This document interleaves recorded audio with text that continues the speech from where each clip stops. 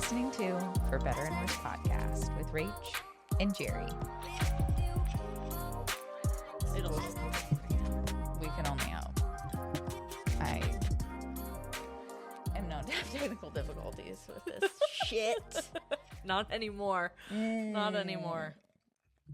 I like your positivity. Thanks, Jer. I don't know what to do. I don't know either. Where do I relax? I don't know where to put my hands. I was practicing. You're in a chair now. I know. That's Although, huge. typically, no. How many episodes did I do before? 2? Mm-hmm. I did one chair, one couch. Yep. Were you at my house? Yeah, For one of them, and then I was at the studio for the other one. Yeah, and then your house for a virtual one time. Yes, which I watched. Did you? Yeesh. Yikes. Yeah. A lot of updates. A lot has changed. Since 5 years ago. Yeah. Which is when that was. Yeah. 5 years. It's crazy because on your episode back, you were like, hey, I'm a totally different person than I left you. I would argue I'm a totally different person than when they met me as well. Oh, yeah. Like, yeah. So much has changed. And things change for you rapidly. Yeah. In a way. Yeah. Yeah. That's somewhat of my lore. I Yeah. guess. Your lore of like, we can call it being a Gemini. Listen, I thought about me being a Gemini last night and you being a Sag and us being sister signs. It's so for real. It's so good. And I can talk about the stars a lot more. But what I will say is I'm surrounded by Geminis.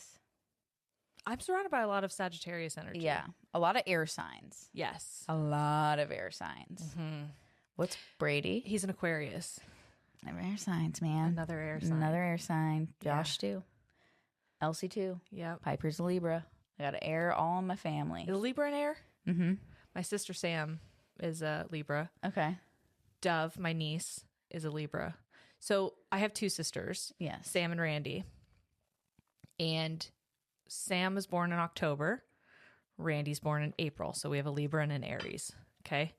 They have daughters born 6 months apart. Randy's daughter born in October. Sam's daughter born in April. So they gave birth. They joke that they gave birth to each other. Yes. I gave birth to myself. Twice or once, you think? Once for sure. Jury's still out on Piper, but Elsie, it's actually spooking me lately. She's almost 3. Like, that's what's crazy is like, I was talking to Josh before I came here, and I'm like, because he was kind of like, what are you going to talk about? You should prepare. And I'm like, have you ever listened to my podcast before? Yeah. One. Big fan. Yeah. Okay. And he's like, I'm like, a lot of it is yapping. Yeah. Which That's a podcast. it's a podcast. I don't know what you think I'm going to do. I'm not going to retell the story of Remember the Titans. Right. You know, like it is where it is. However, I would love to at some point. Okay, like recap. I do know that there is a movie. That was one of the funniest things. So Rachel and I, once we decided we were going to do this again, would like periodically send each other like, I'd like to talk about this one time. Something I was not expecting her to text me to talk about. She's like, I'd like to talk about the plot holes in Frozen. Oh, whenever we'll we get a into chance. We'll get into it. Okay. As I stew on this, I also stew on Encanto. Okay. Okay. And I'll say this is it's the ages everybody is for me that's really upsetting. Yeah. Okay. Listen, I'm excited to get into just like Man, it might be more a like whole- Patreon stuff. Yeah, it's yeah, a lot yeah. of just like word vomit. It's a Yeah, lot of yeah, me yeah. like, but yeah, I would also love to talk about the plot holes in Frozen plot holes in just Disney movies. in Disney movies in general. It's like, oh no. But yeah, he was like, "Are you prepared?" And I'm like, "I don't know." No. Well, how Like, does one prepare for a reboot of something years later with a Right. different person? It's You're not only like kind of introducing me as a new co-host, but you're reintroducing yourself as a host. a host. Yeah. And like me feeling like a completely different person. And it's like, it's not like that's a bad thing, but I feel like I don't know if it's going to be like jarring to people. Yeah. You know, like. But you also have to remember that, like, in the time that you've been gone, the people who were with you also probably went through incredible changes in their life. Like, people have probably lost people or met new people, got married, engaged, broke up, had a baby, had, you know, all of these things have happened. And what I have found is a lot of times people won't process the joy or the grief of those things until years later anyway. Right. So there's no wrong time to revisit that stuff. No. It's just like, it's like, Josh, I have 3 years. Yeah. Because even like, basically like Elsie was born and we pressed pause on the podcast because that's when like Jess lost Florence and her dad in the same week. And I was like, I don't think now is any time to reboot anything. Right. Like keep it going. And then, you know, 6 months later is when we tried. And then, you know, it obviously ended and I didn't know what to do with that. But like, so it's really since Elsie was born. Yeah. Like no one's really had an update. Like they got 2 episodes worth of an update in like, I was 7-8 months into motherhood. Like, knew nothing. Knew nothing. Okay. That's how I felt watching me do the virtual interview.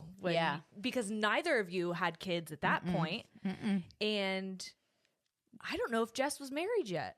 Yeah. Jess had been married for the whole podcast. Okay. So she had just gotten married. So she had just gotten, she was, I don't think super long into her marriage whenever we did that interview. And I watched it back and I was like, oh, you are something else. You're something else. Yeah. And I laugh, especially at like the screen time one. I stand by everything I said in that moment, but I'm like, what did you say? I was like, at one point I took the TV down completely. I remember this. And Jerry, I think about it. I think about doing it to my own house. And I'm like, Jerry did it once. I took the TV and it was for a long time. Yeah. You took the TV down. Yeah. I just didn't have it up because I know I have no restraint. I am not somebody, if it's there, I'm going to use it. I'm shocked that I'm not addicted to drugs. Yeah. I've never smoked a cigarette in my life. I know. I've never had nicotine. Oh my God. Is there nicotine in a cigar? Yes, Jerry. Then I'm a liar. Okay. I have like taken a puff of a cigar, but I've never taken a puff of a cigarette. Okay. And I am not, I mean, I don't do drugs and I'm not addicted to like alcohol. I partake in things. But the fact that I don't have vices is shocking because if it is available to me as far as technology goes, consider it a crutch. Well, also it's like disassociating and just, yeah. Addicted to her. Yeah, addicted to that one. Addicted to that girl. Yeah. But yeah, I took my TV down when Ollie was really little because I noticed that it was overstimulating for him and that if it was around, I would kind of like cognitive dissonance myself into believing that it was fine. Yeah.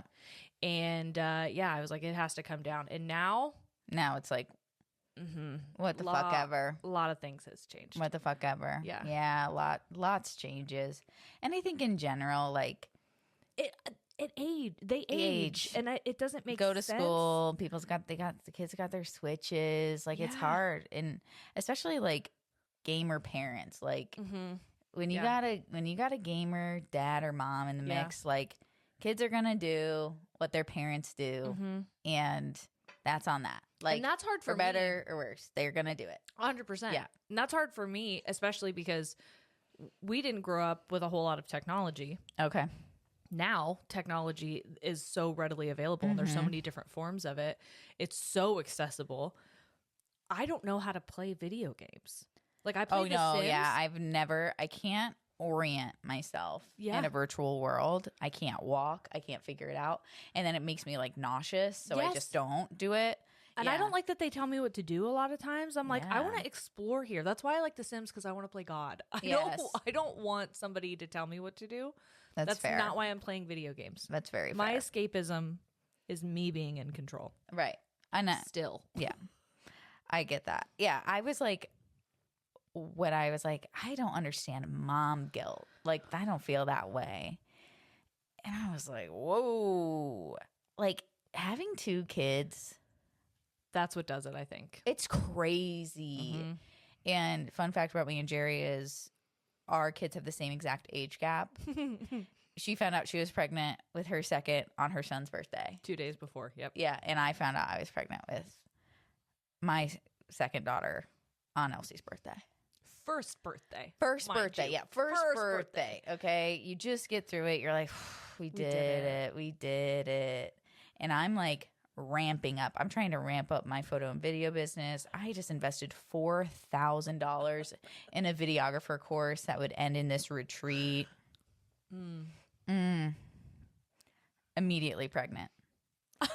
Immediately pregnant. I remember getting the Marco Polo. Oh, yeah. Jerry found out right away. Yeah. Because I said, I have to phone a friend here because I am not ready for this. Mm-hmm.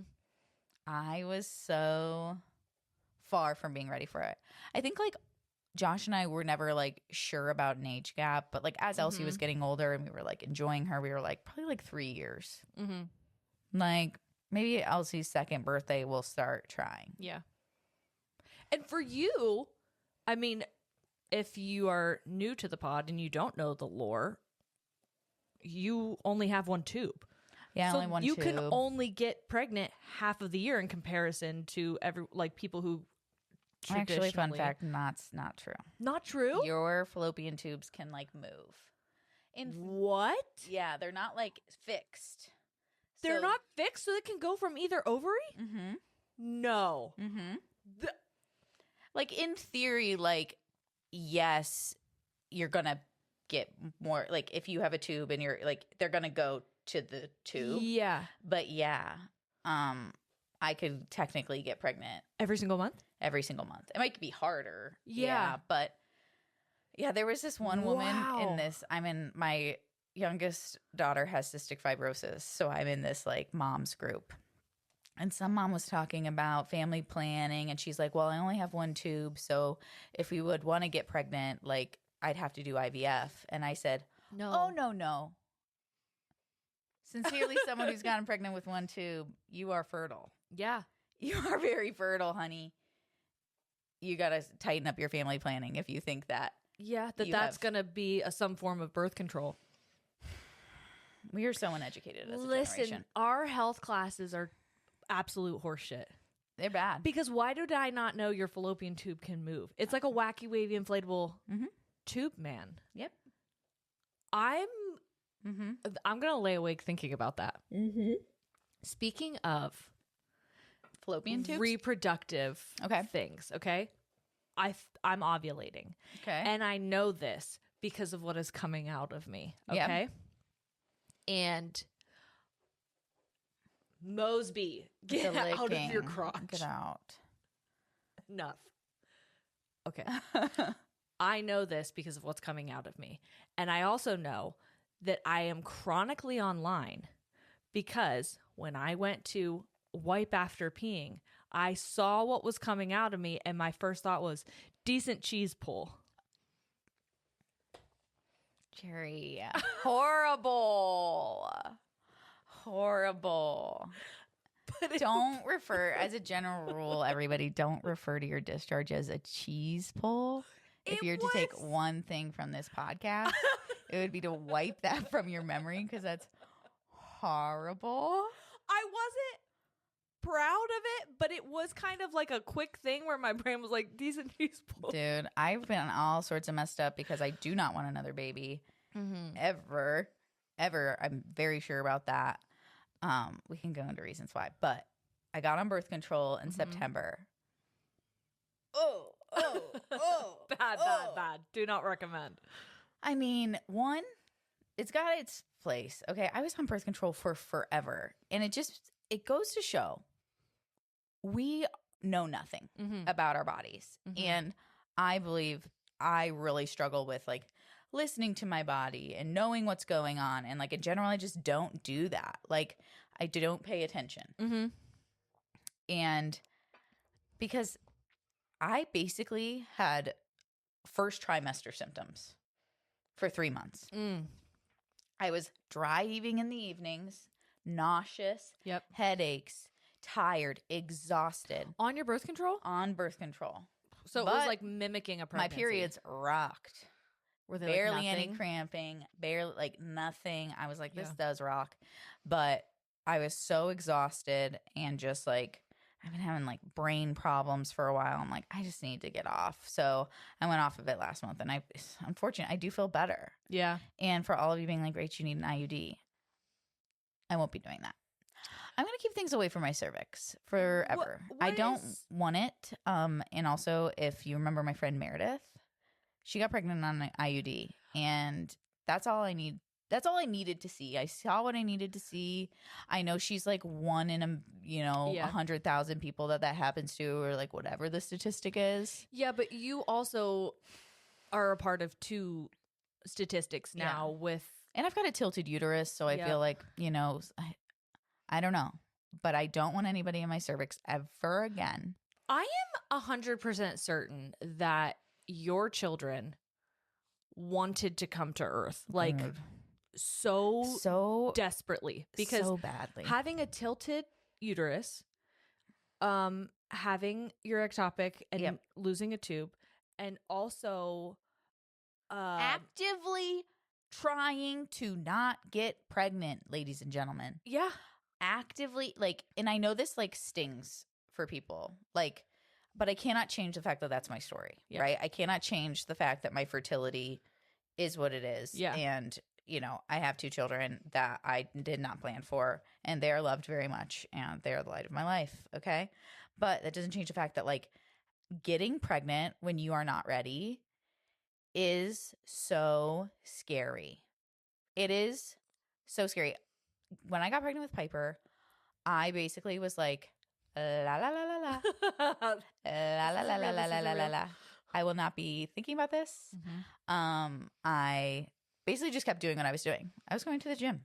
I was, just doing my best. I was going to the hospital for fluids because I get severely ill. Yeah. But I was just like removed. And I know this now looking back because I was not curious about her gender at all in a way that's just like so unlike me. Yeah.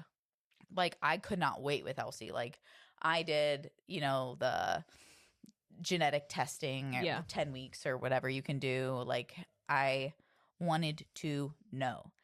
And with Piper, I was like, nope. And I do believe it was the universe a little bit protecting me from finding out that she was a carrier for cystic fibrosis. Yeah. Cystic fibrosis, we could probably do a whole episode on cystic fibrosis for people that are interested. But basically, Josh and I are recessive carriers. Each have 1 gene. Only one of our genes, we don't know who has which. We would have to get genetic sequencing done. Only one of us has a gene that is common and in like the database for what they scan for in those tests. The other one is called a nonsense gene, and it's more rare, and they have to like scan your whole genetic code. Nonsense gene? It's called a nonsense gene. The science world could not come up with a better name. Nope. They're like, this one's silly. It is. And what's so funny about it is if you have a nonsense gene, it's the most serious strand of cystic fibrosis you could have. So they make it sound all cute and fun. But like, if you have 2 nonsense genes, not great for you. No, not 2 nonsense They don't. genes. Yeah, people with 2 nonsense genes don't qualify for certain like therapies, medications, like because they're done on the most common. I genuinely hate that that's what it's called, because as a chronic silly person, I'm like, no, I probably have nonsense. I got a nonsense genes myself. Nonsense. Yeah. So up to my ears. All I would have been able to know, unless I did a amniocentesis, is that she was a carrier for CF. So it wouldn't have really given you any clarity, but it would have stressed you out. It would have stressed me the fuck out. Like, and I would have just been rabbit hole after. And I know, like, I just did not have the energy for that at the time. Yeah. Like, I'm glad. I'm glad I was not curious. I'm glad we waited to find out. And a very hot take, though, I don't think it's superior. Like, I don't think to not finding out. No. Yeah. There is a weird, like... There's this weird thing, like, if you can wait, you're doing the right thing. Do you think that goes along with, like, virginity? No. Maybe. You know what I mean? You know, because like, waiting. People are, like, waiting to marriage, waiting to birth. Yeah. Like, great. Some aspect You have patience. I don't. No. And I can't. And I don't believe it's any more special. Like, but maybe I'm just, like, I'm not good at surprises. I'm not good at parties. I'm not good at, like, joy and experiencing, like, happiness. Like, it's not. That's so real, but it's also so sad. Like, but I get it. It's been my way my whole life. It's not like I don't experience those things, but, like, I'm not a big, like, anticipatory excitement type of person. Yeah. Like, I literally did not find out her gender because I was not curious. Mm-hmm. And I did think, people do say it's kind of a fun thing. Mm-hmm. Was it fun? I mean, it was like... It just was right what now, it was? Yeah, it was what it was. Now, I don't even think about that. You know, like, it's not like I think about, like, oh, remember when I was pregnant and I didn't know the gender of my baby? Yeah. No. Part of me did it because I wasn't curious. Part of me also did it because if it was a girl, I did not want the expectation to, like, have a third baby already. Yeah. Like, oh, you're going to try for a boy? And I think it's weird. Hey, I didn't try for the girls, but that's what I got. I didn't try. I didn't try for any of this. Somebody said have them. Mm-hmm. And I'm glad I do. But I do think it is strange when Piper, like, she was born, she's a girl, which is obviously, like, fulfilling, like, a great joy for me. Like, I have a sister. I experienced sisterhood. Mm-hmm. I always wanted, I think when people ask me, like, oh, what did you want? I always just wanted two of the same. Yeah. Because to me, I felt like that type of relationship was something like I understood, like brothers or sisters, and I didn't want to feel like any pressure to, like, gender give them? people a buddy of the same gender, like what, like, I think it's tough. Yeah. But I do think now I was like, oh, I won't ever experience raising a son. Like, that is as much as, like, I don't gender my kids or like they can play with what they want to play with. Like, there is an aspect. Mm-hmm. As a feminist, we hate to say it. We hate to admit it. There is an aspect of raising children that the bitches love baby dolls. Yeah. They love it, okay? Mm-hmm. They've had equal access to baby dolls in trains and trucks. Yep. And all Elsie wanted at 2 years and 10 months old for Christmas was Barbies.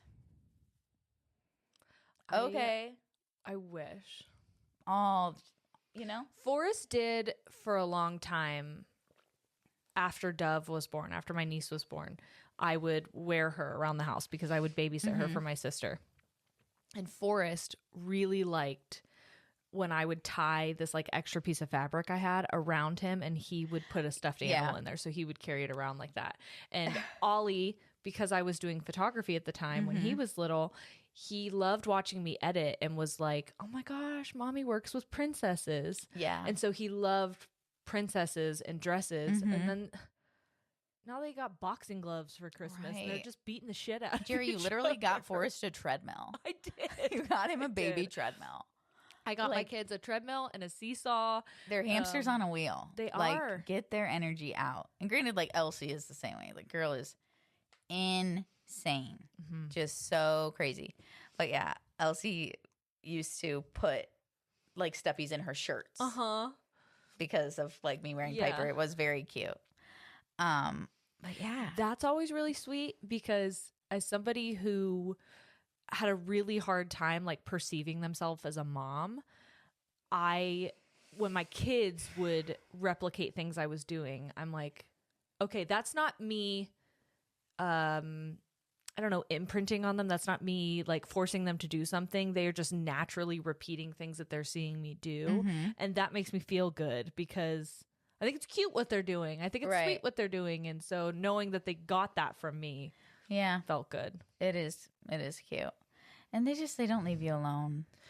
No, I saw something online that was like, I asked the universe for a man who was obsessed with me, and I forgot to specify the age. Yeah. And that's, both my boys are like, when they're here, they're clung to me, and I love it. Yeah.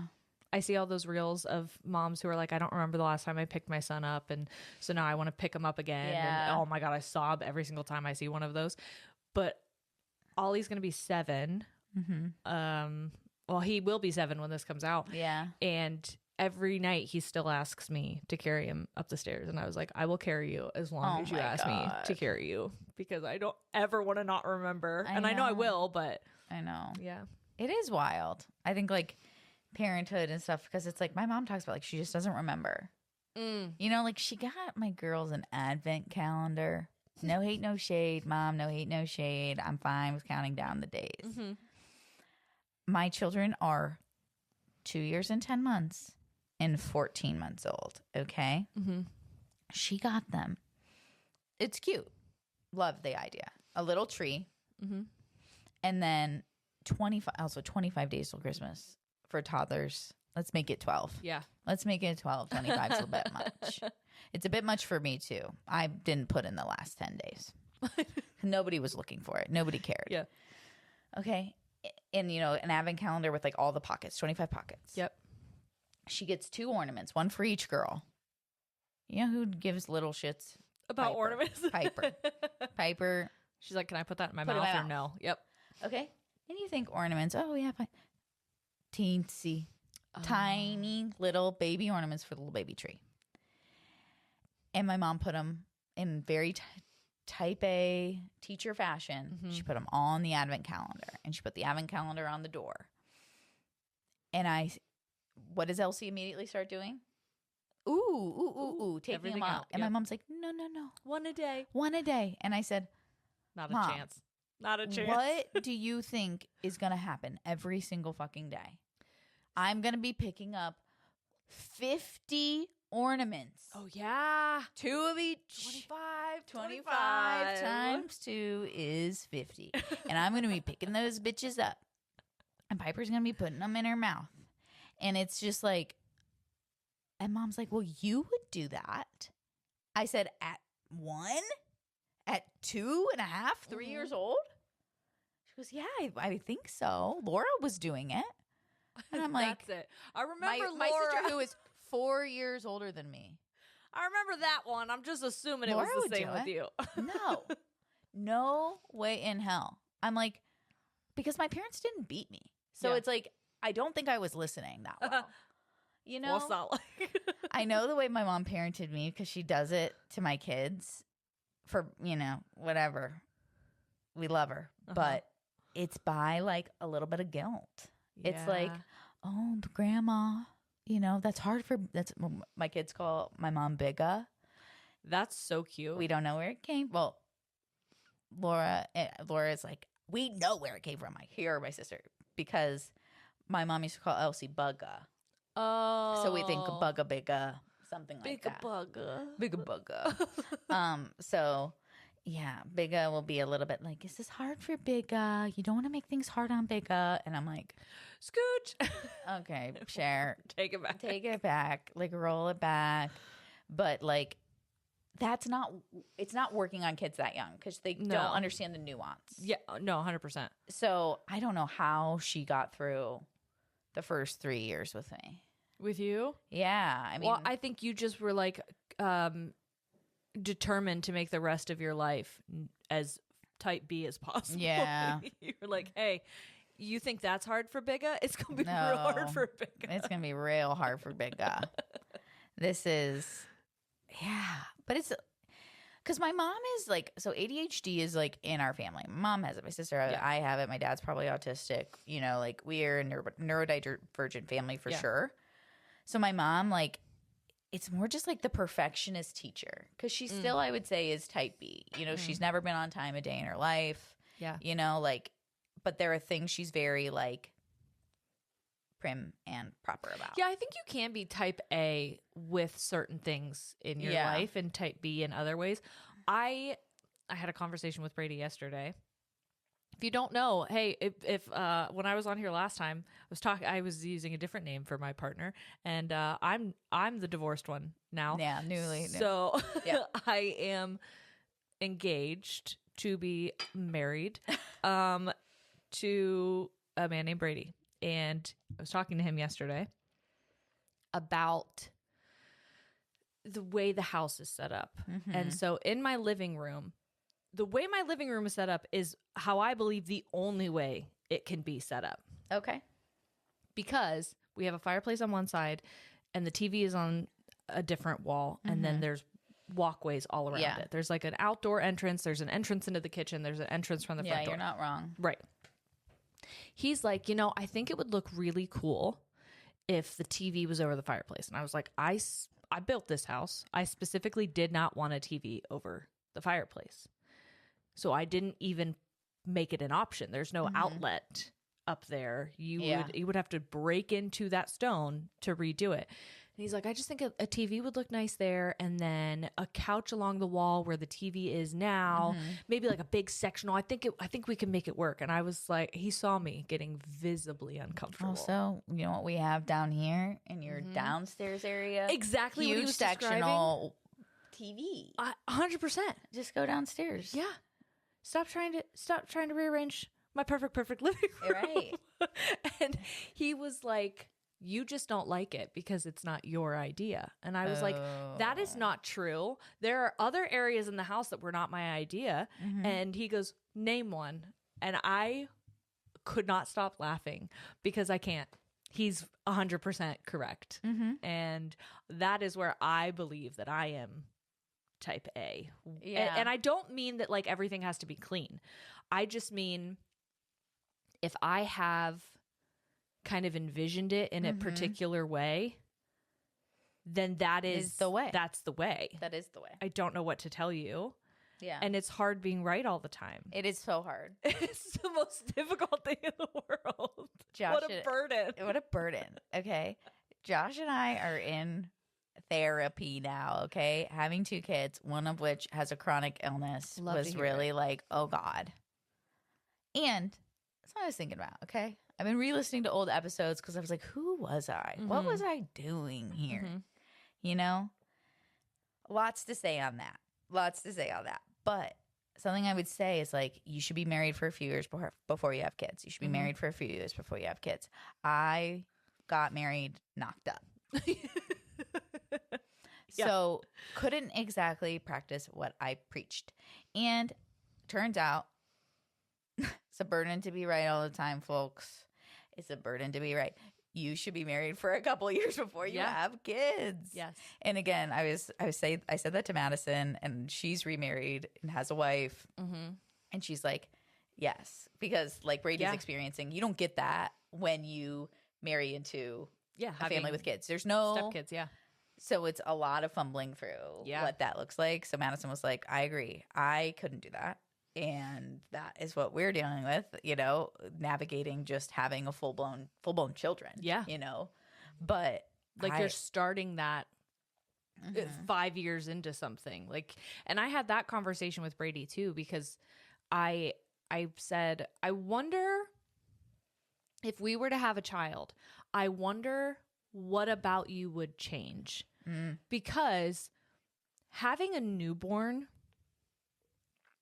I think you kind of say fuck it to a lot that you don't say fuck it to until you have a newborn. Right. And so he met Ollie and Forrest when they were 3 and 5. So that is they're pretty independent at that point. Right. Like they were both, I think, potty trained, sleeping on their own through the night. Like the groundwork had been laid. Yeah. The groundwork had been laid. Yeah, so the expectation of like, okay, they can put their clothes away, which is now happening obviously like years later, but they can put their clothes away, they can help with the dishes, they can pick up after themselves, they can like setting those expectations where I think when you are starting from a potato, you're like, they absolutely can't do anything for themselves. They cannot. And it's hard to go from I must serve and do things for this child to they are able to do it for themselves. They need to be more self-sufficient. Right. Yeah. And so I have to teach myself that, yes, they are self-sufficient, and it is important for me to teach them that, where I think Brady is also in a place that's like, they are still a child. Yes. And like, we can give them a little. we do live in this house. It's a new house. And so he's like very afraid of breaking things. Yes. Yeah. And I am 7 years into motherhood where I'm like, fucking who cares? Like, shit can be replaced. I can't be bothered about it. Or it doesn't get replaced and now you don't get to play with that thing. I know. Even this morning, like Elsie, whenever I'm around, she needs to be like back in my uterus. And it was like, you know, I asked him to like help with girls in the morning. And of course I'm like, okay, I'm going up to shower. And Elsie's like, I'm coming. And I was like, okay, why don't you stay down here with daddy and have breakfast? And she goes, no, I need to wash my hands. And then she uses the classic, I got to poop in the big potty. Yep. No, you don't. That's not your schedule. I know your poop schedule. You're not pooping in the morning. You never have, ever in your life. Okay? She's like, I'm thinking about starting. I'm going to start. And the big potty, be so for real. You don't love the big potty. You never. She just wanted to be. And Josh was like I said, not worth it. I'm going to pick my battles. And I'm not picking this one. She can wash her hands while I'm in the shower. Like, and washing her hands means playing in the sink. Yeah. I have asked Elsie to call a spade a spade. Yeah. I said, quit asking me to wash your hands when you want to play in the sink. Okay? Say, I want to play in the sink. Let's call it what it is. I'm doing both at the same time. I don't know. Yeah. I am washing my hands. Yeah. Water, soap, hands. Hey, maybe stop trying to trying to control me. Exactly. Maybe I do it a little differently. Maybe I do it then. And then she'll be like, well, I'll wash the dishes. And I said, oh, I wish. If only, if only. If only, if only. But yeah, so we're in therapy now. Shout out Stacy. Okay. We really lucked out with the best therapist in the world. She is so good. The best therapist I've ever had. I would love to hear whatever you are willing to share about couples counseling, because my experience with couples counseling was horrendous. Yeah, I bet. Horrendous. My first go of couples counseling, because like me and my ex were in. What was his name? Dave. I was like, what's the pod name for him? Yeah, Dave. Dave. Never forget. Never forget. Yeah. Our experience with marriage counseling, I mean, granted, like him and I only went like 10 or 12 times. Like we were going weekly, but it wasn't for that long, a few months. And I think, I don't know, I'd have to ask, I think his name was Dan. Our therapist's name was Dan. And I'd have to ask Dan. You knew you were cooked, right? You know, like, yeah. I think Dan just was like, oh boy. Carrie, who was ours, I don't think she saw it coming. I went to the same place for like solo counseling that I went for marriage counseling. And I remember leaving my personal therapy with Kay. Shout out Kay, I love you. And I passed Carrie's office and I stopped in and I was like, do you have a second? And she said, yeah. And I said, I just want to let you know that we're getting divorced. Thank you for all your time. Then I left.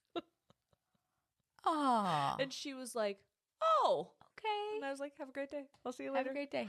Hey, see you never, Carrie. Stacy is so good. It really is. Just exactly the kind of therapist I think we both need. Someone who's going to like call you out and like kind of take what you're saying and translate it. I think some therapists are just like, they just let you talk and then you have to pick up the pieces. And she's like, oh no, here are the pieces. Yeah. Here are the pieces. Here you go. But the other day, Josh was like, I'm just having some trouble with this because it's like she comes here with all this stuff to say and I don't have anything to say. And I said, would hate to be you. Would hate to be you married to somebody you don't have anything to talk about in therapy to. That must be so hard. Wow, must be so hard to have such a nice wife you don't have to complain about. Must be so hard to be married must be so hard to be so delightful. Right. I'm just saying, but so what you should come with is a list of compliments for me to share. Yeah, and I did tell Jerry this, but he was so proud the other day. A couple weeks ago, he was like, after we got in like a little tiff, he was like, that night, he was like, I wrote that down. I wrote something down on my phone for therapy and I will be bringing it up. And I said, okay, great. I'm glad you did. I did not pry. I did not probe. I said, Stacy needs to be here for this. Save it for the couch. I said, Josh, can you read that for us out loud, what Share you it wrote? with the class. And he's like, it's nothing. It's nothing. He goes, I wrote, she told me to not be defensive about that.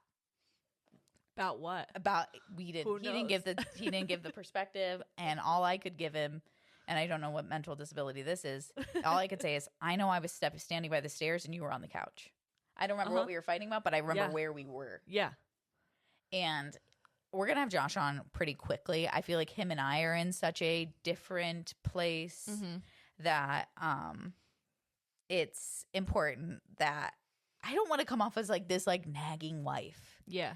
Because he knows I'm nagging. He's fully aware. He's heard all this. He was in the room. He's heard this shit. I'm saying this shit to his face. Yeah. Okay, we're working on it. But I think we need to him and I need to do a catch-up episode, maybe talk about counseling and therapy and what we're learning and doing. But yeah, it has been so good. Like, and I think what's hard is like we didn't enter therapy in crisis. Yeah. It wasn't like he wants to leave or I want to leave, which is like what therapy was the first time. It was like, I'm going to leave this man if we don't get this shit figured out. Right. But I knew, I was like, we are not communicating well. We are getting mad. We are resenting, like things that were like never happening before kids. Never, ever. And never happening with Elsie. Like I have this running theory that if you go from 0 to 1 and it's easy and fun and good, going from 1 to 2 is going to kick your ass. 100%. Versus people that go from 0 to 1 and they are like losing it, having a meltdown, not doing well. They'll go from 1 to 2 so much easier because like the first time was already hard enough. So it's like maybe their expectations are like, I'm familiar with this. Yeah, I'm familiar that this shit's going to suck. Yeah. Or like they figured it out the first time. They got through the hard the first time versus it was never hard. Yeah. I felt like even though Elsie wasn't like exactly planned, we were excited. Yeah. And like ready. I was ready to be a parent. Yep. And I felt like me and a little sidekick were doing well. Me with that little sidekick with another little baby. Who am I? Yeah. What's going on? Literally what's happening? Yeah, we're man to man now. It is. And yeah, I just feel like we're in a stage where like I in general for a partner, I never need them to like step up to a plate for me. Like I've got myself. Yeah. And that's not healthy. I'm not saying that's the way it should be. But I don't know what other way it's going to be. Like I'm going to handle my own shit and I'm not going to notice if you're not doing shit for me. Right. Like I am not dependent. To a degree, I think that is healthy. Yeah, I guess. I think when it moves into hyper independence, like, and it is negatively affecting you or the people around you, then maybe. But I think to a degree, that is good. And so I feel like Josh has always been who he is. But having kids accentuates parts of him that I never saw because I never needed to depend on him. Yes. Logistically and now you do. Emotionally in this kind of way. Yeah. Like, and in a way that's like, okay, Josh, if I need him emotionally, we still have 2 fucking kids. Yep. It's just, it is so much. There's so much going on in that ecosystem that it's impossible to explain in one podcast. Yeah. And so I'll have him on too, or hopefully we won't just like fight on mic the whole time. Could you imagine Mike fight? Mic fight. It really would be. Welcome back to Fight Mike. Oh, yeah, we are. Here's your host, Rach and Josh. We're about to duke it out about dumb shit, probably. Yeah, but hey, you'll come out at the end. And it'll be I really fine. think we will. I really think it's just like so much of it is where we're at, right? Yeah. Like, don't get me wrong. It exposes things about both of our personalities that are not attractive to each other. Right. For sure. But will all of these things be so highlighted for the rest of our No. Toddlerhood is crazy. Toddlerhood with a chronically ill baby. adds a pressure. Yeah. Adds a pressure that I was never ready for. I was a daycare mom. I loved sending those bitches to daycare. I said bye, and then I got to go be myself. Yeah. You know, like with Elsie, we would go to the gym because my gym had childcare, and then I'd drop her off at the sitter, and then I'd go home, and I'd work for 7 hours, and then Josh would pick her up on his way home. And perfect. It was the perfect life.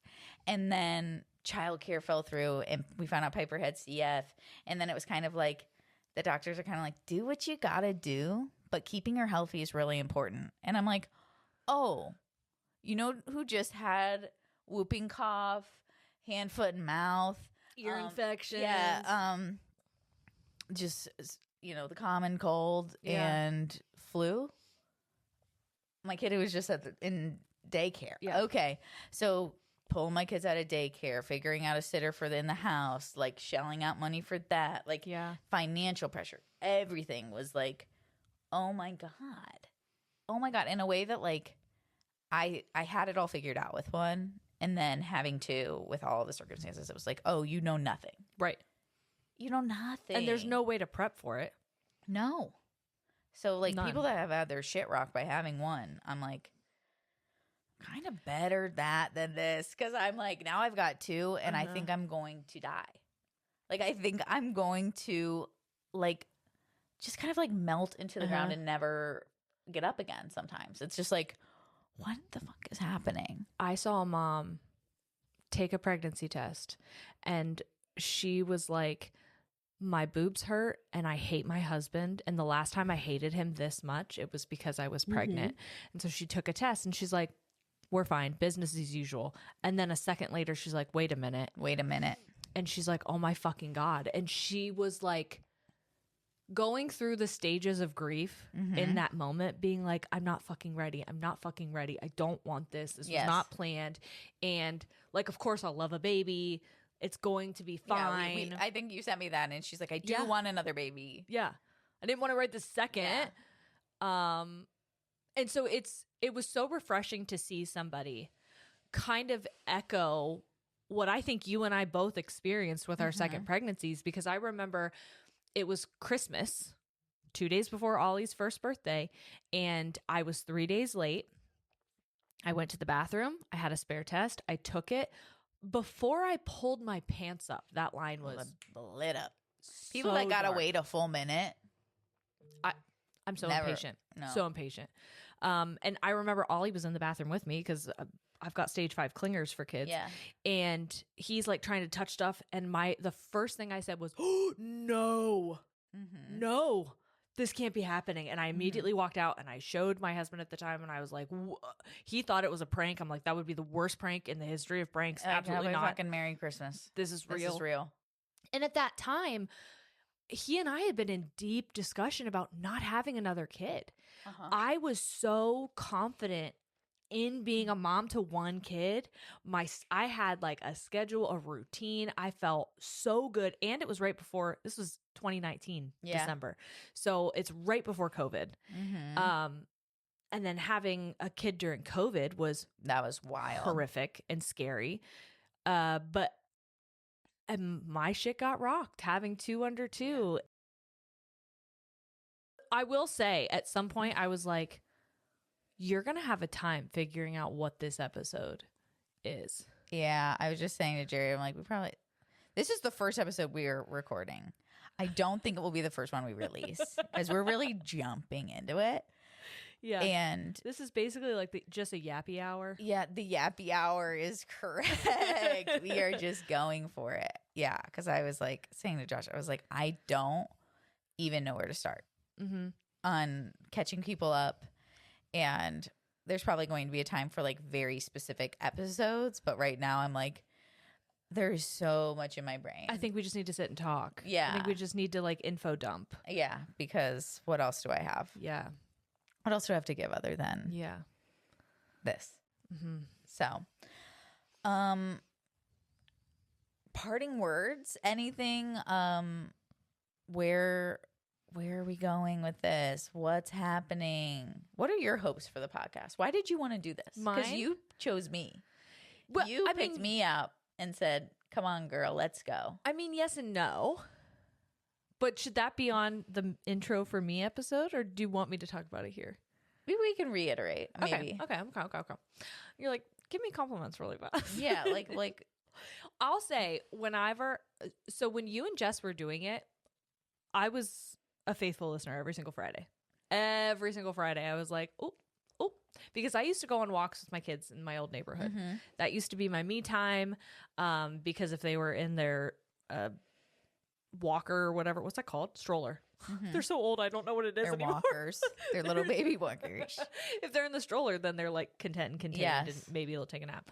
But I loved For Better and Worse, and I loved the premise of it. I thought it was such a wonderful peek behind a curtain into like reality. I love anything that is normalizing like real life by real people. I have a podcast with my cousin. If you don't know, I also have Ladies and Tangents that I've done with my cousin for the past 6 years. And that is something that we've bonded with a lot of people about, is just normalizing the human experience. And there was, after my divorce, her and I kind of have made a conscious effort to maybe put relationship stuff less in the forefront. Right. But it was still something that I really love to talk about. And I thought that For Better and Worse was not just about romantic relationships. It was about friendships. It was about familial relationships.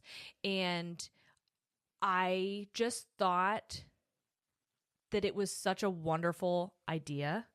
And I thought you were so good at it that I was like, I hate that it's not happening anymore. And I hate the idea of it never happening again. Right. And I have a problem with like inserting myself.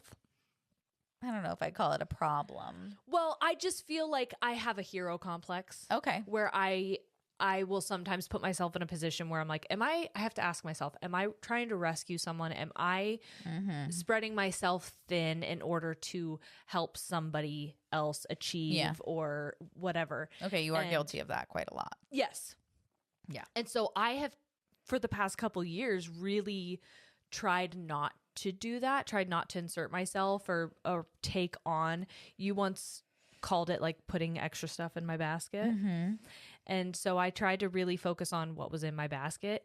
And I recently was like, I would really love to put this in my basket. Yeah. And I want to know what it's like to do this with you, especially because Sierra and I, we've known each other our entire lives. There is a dynamic that her and I have that is unique to us that I don't have with anyone else. Incomparable to like anything. Yeah. But I also am like, that is not a realistic friendship for me to have with everybody. You know what I mean? Yeah. And I think that I love that people can look at her and I's relationship and be like, oh my gosh, I wish I had that. Right.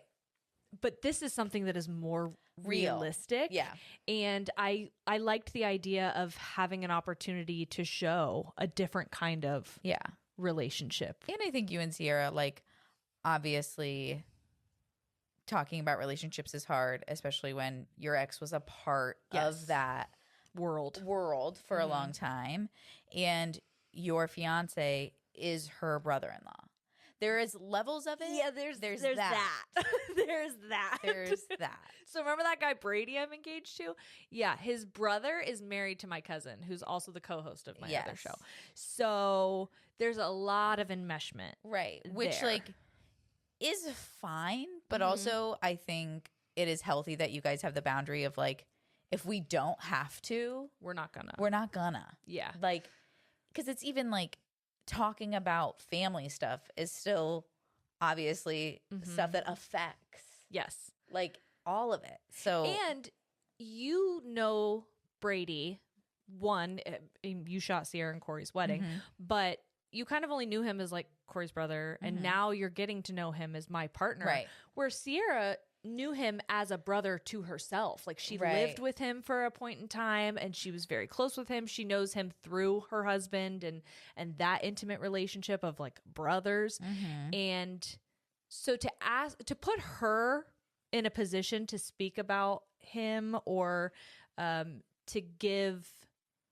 ask her to like give some kind of advice or just like participate in a conversation as an unbiased person, Which is impossible and not fair. So I don't like not having a place to talk about things or not feeling like I can, even though no one's entitled to it. Right. But this felt like such a safe place, and it felt like a rising tide raise all ships types of thing. Right.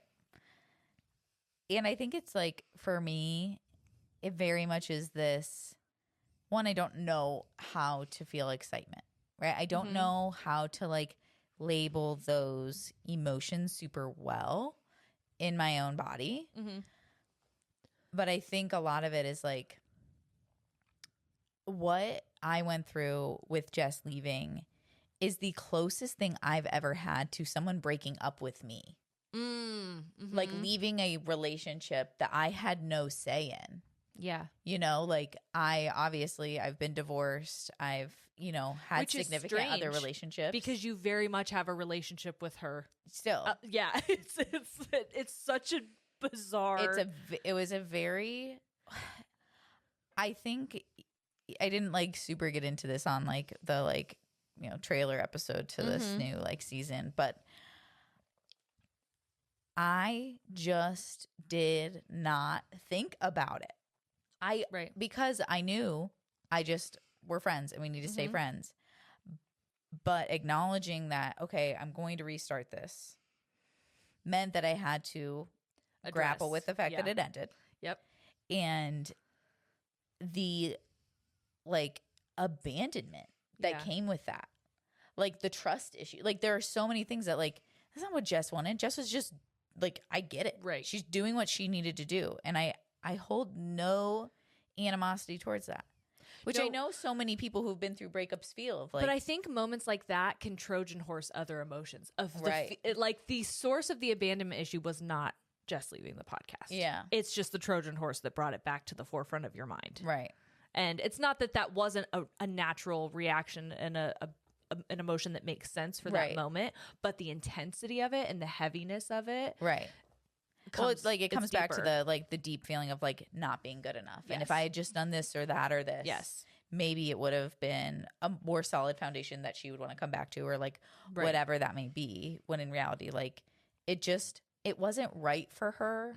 And I think like it always meant different things to both of us. And, you know, like I said in that episode, like this was always my dream and it wasn't hers, but she was so excited and happy to be a part of it. But not forever. Right. It was just not going to be this like forever thing that she wanted.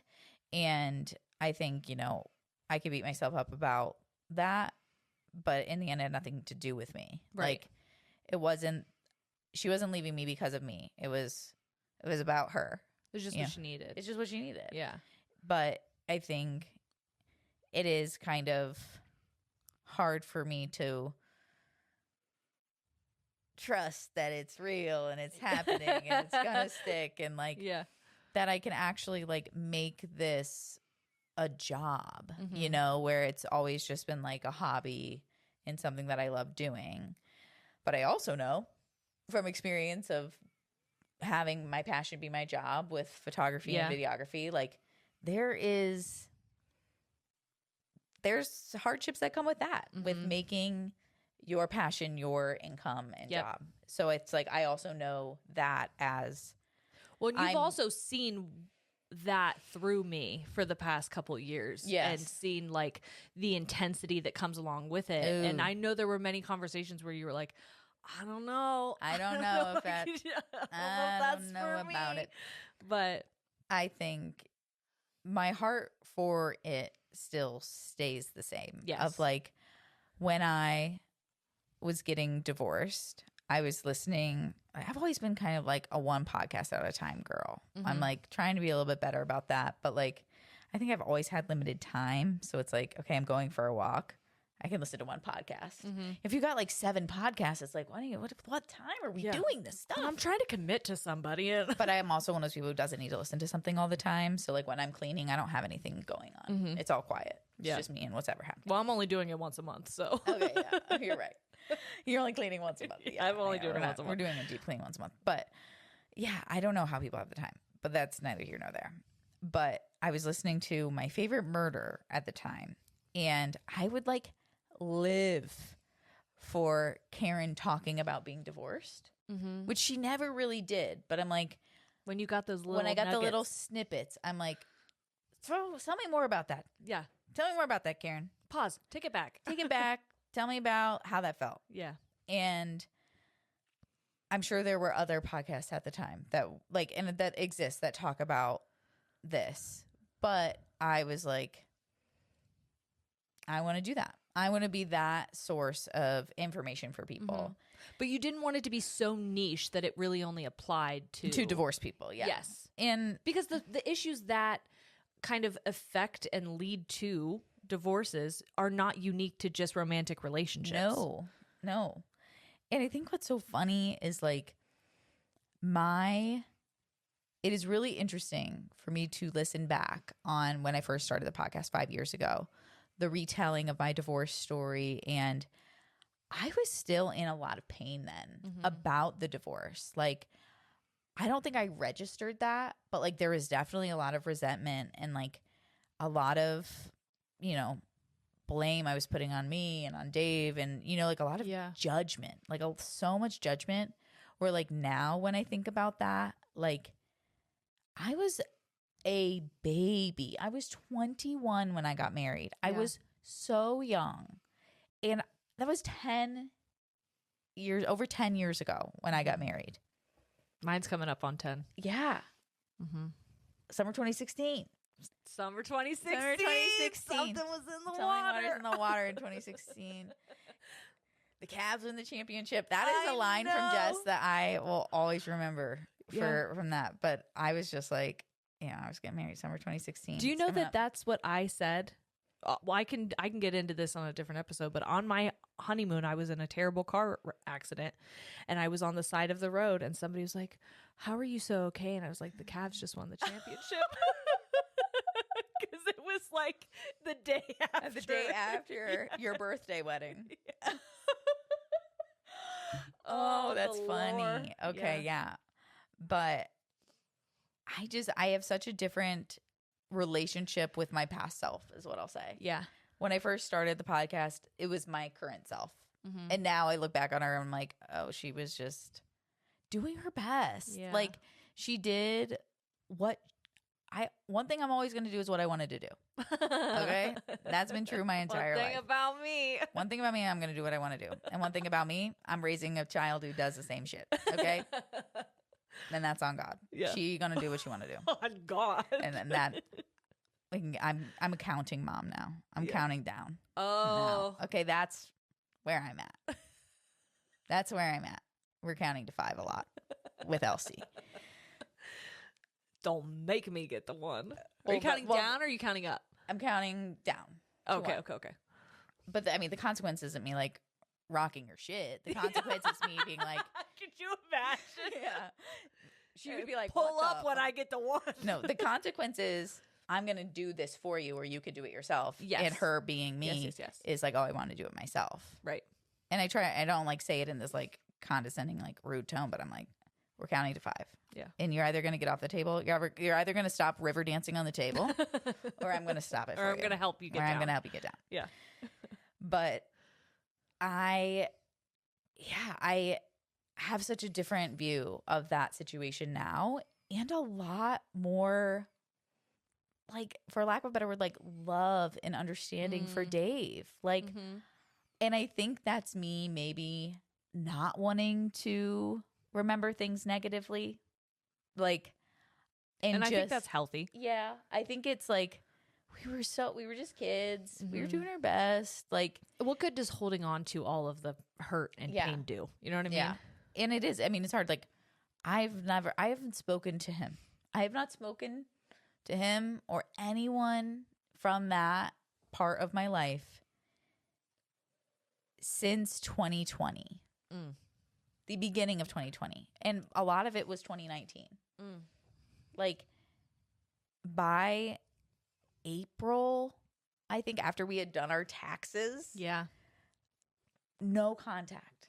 Like it just, you know, like, oh, how weird is that? Yeah. You know? So I think it will be different this time around too, talking about my divorce. And obviously, like, our divorces are very different. Yeah. Like your ex is still in your life and will stay in your life. Yes. And you have kids. And a lot of people relate to that, obviously. You know, like we have, I would say maybe the majority of divorces, a lot of divorces have custody situations and child. Like I am one of the lucky ones that I don't have to do that. Yeah. You know, we got to get divorced and kind of like wipe our hands clean and like move on with our lives. And, you know, I'm grateful for that. I don't envy what all my friends who have to navigate co-parenting. Yeah. Because co-parenting is hard enough with a man I'm married to in my own house, who I like love and actively adore. That is a word I use for Josh whenever I'm like, I actually adore him. I actually heart eye emoji for him. Yeah. A lot of the time, also the rage emoji. Yeah. But at the end of the day, I like him. It's terrible. I have hard eyes while I'm also just kind of like doing a choke out emoji. I know. Mom rage, very real. But I don't know if there's ever going to be a good time to end this pod. No. But we're going to go with like, I don't know, an hour and a half is long enough. Probably. For most people. If not, don't be greedy. But we'll be back. We'll be back. And I think we're going to go forward because we're probably going to maybe do an initial episode where I think we just jumped into this, which hopefully none of you mind. But we'll be back with some more episodes and more For Better and Worse podcast. I'm so excited. I'm Rach. And I'm Jerry. And we're out of here.